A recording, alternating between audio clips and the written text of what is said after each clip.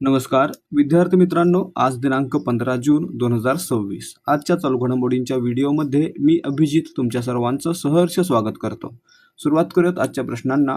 पहिला प्रश्न, जगातील तिसरी सर्वात मोठी विमान वाहतूक बाजारपेठ कोणता देश बनलेला आहे? या ठिकाणी पाहायचं आहे, भारत हा जगातील तिसरी सर्वात मोठी विमान वाहतूक बाजारपेठ म्हणजे एव्हिएशन मार्केट बनलेला आहे, म्हणून याचं उत्तर असणार आहे पर्याय सी, आपला भारत. ठीक आहे.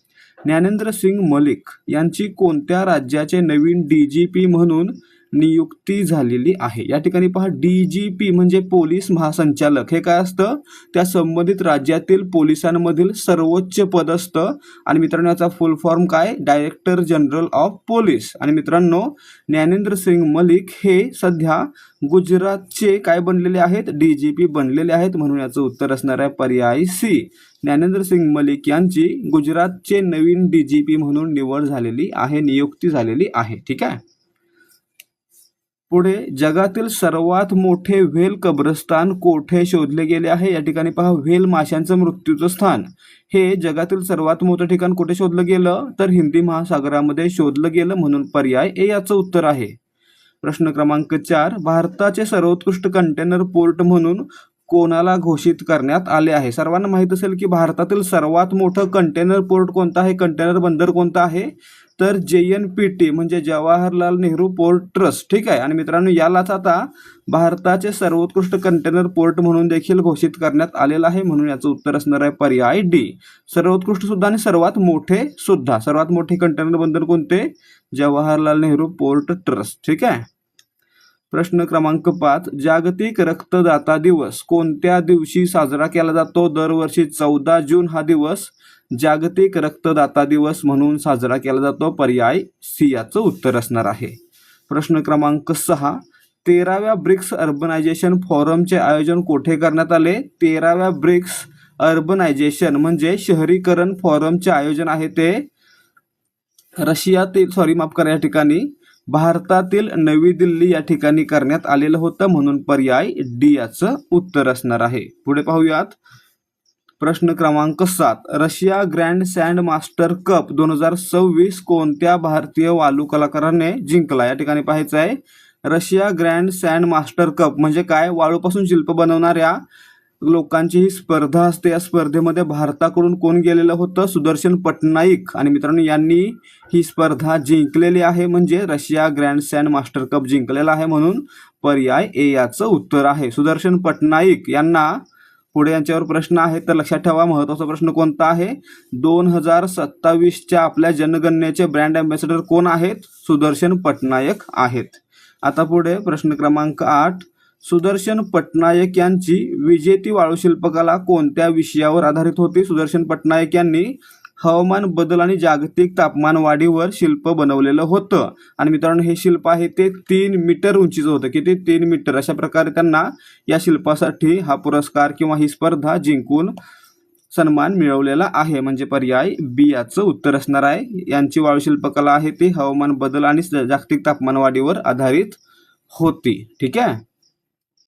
प्रश्न क्रमांक 9, वाळू कलाकार सुदर्शन पटनायक यांना कोणत्या वर्षी पद्मश्री पुरस्काराने सन्मानित करण्यात आले होते? आता सर्वात महत्त्वाची गोष्ट, सुदर्शन पटनायक यांना 2014 साली पद्मश्री पुरस्कार देऊन सन्मानित करण्यात आलेलं होतं, म्हणून याचं उत्तर असणार आहे पर्याय सी. तर यासोबत आणखी महत्त्वाची गोष्ट, आपल्या चालू असलेल्या जनगणनेचे ब्रँड अँबॅसेडर कोण आहेत? सुदर्शन पटनायक आहेत. हे कोण आहेत? वाळू शिल्पकार किंवा वाळू कलाकार आहेत. ठीक आहे.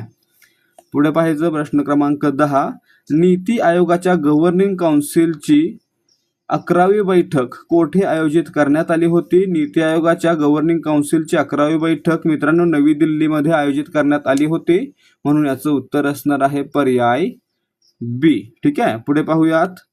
प्रश्न क्रमांक 11, जागतिक बँकेने आर्थिक वर्ष 2026-27 साठी भारताचा GDP वृद्धी दर किती राहण्याचा अंदाज वर्तवलेला आहे? मित्रांनो, जागतिक बँक, वर्ल्ड बँक याचं मुख्यालय कुठे आहे? याचं मुख्यालय वॉशिंग्टन DC या ठिकाणी आहे. आणि या संस्थेनं भारताचा आर्थिक वर्ष 2026-27 साठीचा GDP दर हा 6.6% असेल असं असा अंदाज वर्तवलेला आहे, म्हणून याचं उत्तर पर्याय सी असणार आहे. प्रश्न क्रमांक 12, सर्वाधिक 45 आयर्नमॅन स्पर्धा पूर्ण करणारे पहिले भारतीय कोण ठरले आहेत? या ठिकाणी पहा, आयर्नमॅन स्पर्धा ही जगातील सर्वात कठीण स्पर्धा मानली जाते मित्रांनो. अशा प्रकारच्या 45 स्पर्धा पूर्ण करणारे भारतातील पहिले व्यक्ती ठरलेले आहेत हार्दिक दयानंद पाटील, म्हणून याचं उत्तर पर्याय सी असणार आहे. प्रश्न क्रमांक 13, हार्दिक दयानंद पाटील यांनी आपली 45वी आयर्नमॅन स्पर्धा कोणत्या शहरात यशस्वीरित्या पूर्ण केली? या ठिकाणी पहा, त्यांची 45वी आणि 2026ची आयर्नमॅन स्पर्धा आहे ती जर्मनीतील हॅम्बर्ग या ठिकाणी आयोजित करण्यात आली होती आणि मित्रांनो ती त्यांनी पूर्ण केलेली आहे, म्हणून पर्याय बी याचं उत्तर आहे. आज 14वा प्रश्न पहा, या स्पर्धेवर महत्त्वाचा प्रश्न हाच असणार आहे. एका दिवसात सलग पूर्ण कराव्या लागणाऱ्या आयर्नमॅन स्पर्धेत किती किलोमीटर सायकलिंग करावे लागते? आता मित्रांनो, आयर्नमॅन स्पर्धेमध्ये काय काय असतं तर सर्वात पहिल्यांदा लक्षात ठेवायचं 3.8 किलोमीटर पोहणे, 180 किलोमीटर सायकलिंग आणि 42.2 किलोमीटर मॅरेथॉन रनिंग. अशा प्रकारे मित्रांनो अत्यंत खडतर स्पर्धा असते. आणि काय विचारले आपल्याला, सायकलिंग किती? 180 किलोमीटर, म्हणून पर्याय डी याचं उत्तर आहे. आणि जर आपल्याला मॅरेथॉन विचारले तर 42.2 किलोमीटर धावावे लागते, तसेच 3.8 किलोमीटर पोहावे लागते. अशा प्रकारची ही स्पर्धा आहे. प्रश्न क्रमांक 15, 100वे अखिल भारतीय मराठी साहित्य संमेलन 2027 मध्ये कोठे आयोजित केले जाणार आहे?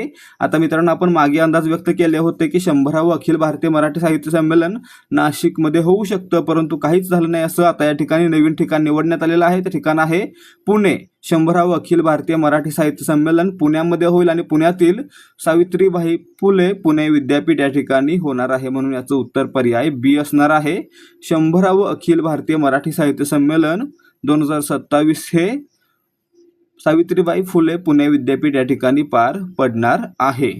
99वं कुठं पार पडलं होतं? 99वं अखिल भारतीय मराठी साहित्य संमेलन कुठे पार पडलं होतं?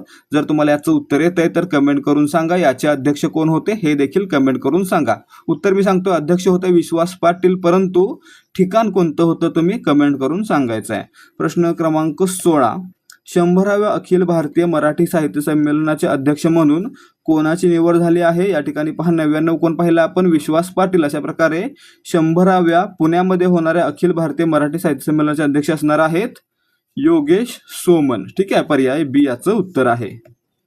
प्रश्न क्रमांक 17, 100 जागतिक दर्जाची औद्योगिक उद्याने विकसित करण्यासाठी केंद्र सरकारने कोणती महत्त्वाकांक्षी योजना सुरू केलेली आहे? या ठिकाणी पहा, 100 जागतिक दर्जाची औद्योगिक उद्याने विकसित करण्यासाठी भारताकडून भारत औद्योगिक विकास योजना म्हणजे BHAVYA भारत औद्योगिक विकास योजना सुरू करण्यात आलेली आहे, म्हणजे भव्य योजना सुरू करण्यात आलेली आहे, म्हणून पर्याय ए याचं उत्तर आहे.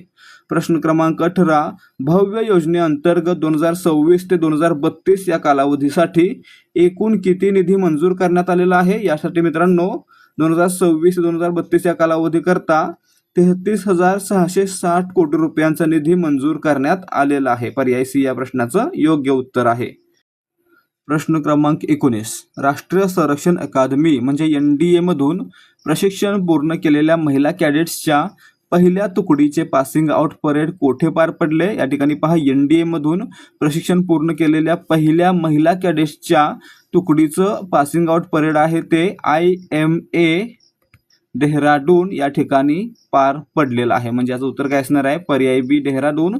संस्थेचं नाव काय आहे? IMA म्हणजे भारतीय लष्करी अकादमी देहरादून. ठीक आहे, पुढे पहा प्रश्न क्रमांक 20, IMA देहरादून येथे महिला लष्करी अधिकाऱ्यांच्या पासिंग आउट परेडचे अवलोकन कोणी केले? याचं अवलोकन मित्रांनो भारताच्या राष्ट्रपती द्रौपदी मुर्मू यांच्या हस्ते झालेलं आहे, म्हणून याचं उत्तर पर्याय डी असणार आहे. प्रश्न क्रमांक 21, अलीकडेच 11 जून रोजी लंडनमध्ये निधन झालेले डेव्हिड हॉकनी हे कोणत्या क्षेत्राशी संबंधित होते? डेव्हिड हॉकनी एक जगप्रसिद्ध चित्रकार होते, म्हणजे याचं उत्तर काय असणार आहे? ते चित्रकला या क्षेत्राशी संबंधित होते. पर्याय ए याचं उत्तर आहे. प्रश्न क्रमांक 22, डेव्हिड हॉकनी यांनी 2001 मध्ये कोणते प्रसिद्ध पुस्तक लिहिले होते? मित्रांनो, त्यांनी पुस्तक लिहिलं होतं secret knowledge rediscovering the lost techniques. ठीक आहे, पर्याय बी याचं उत्तर आहे. प्रश्न क्रमांक 23, G7 शिखर परिषदेसाठी पंतप्रधान नरेंद्र मोदी कोणत्या देशात दाखल झाले आहेत?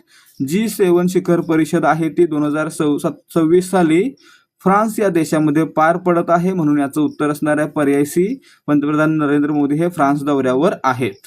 प्रश्न क्रमांक 24, पंतप्रधान नरेंद्र मोदी फ्रान्समध्ये कोणत्या उपक्रमाचे उद्घाटन करणार आहेत? या ठिकाणी पहा, पंतप्रधान नरेंद्र मोदी हे फ्रान्समध्ये भारत इनोव्हेट्स नावाच्या उपक्रमाचे उद्घाटन करणार आहेत. फ्रान्समधील निस या ठिकाणी हे उद्घाटन केलं जाणार आहे. पर्याय बी याचं उत्तर आहे.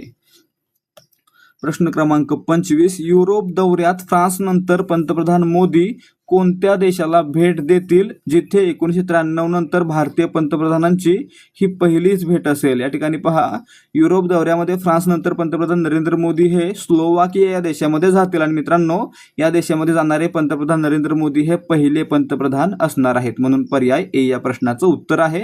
अशा प्रकारे आपले आजचे प्रश्न समाप्त होत आहेत. जर तुम्ही पोलीस भरती, तलाठी भरती किंवा MPSC सारख्या कोणत्याही परीक्षेसाठी तयारी करताय तर त्यासाठी हे प्रश्न आणि त्यांची उत्तरं उपयोगी पडतील. त्यामुळे जर तुम्हाला अशा प्रकारच्या प्रश्नांचा सराव करायचा आहे तर आपल्या चॅनलला सबस्क्राईब करा आणि जर तुम्हाला आजचा व्हिडिओ आवडला असेल तर व्हिडिओला लाईक करून आपल्या मित्रांसोबत शेअर करा. भेटूयात पुढच्या भागामध्ये. जय हिंद, जय भारत आणि जय महाराष्ट्र.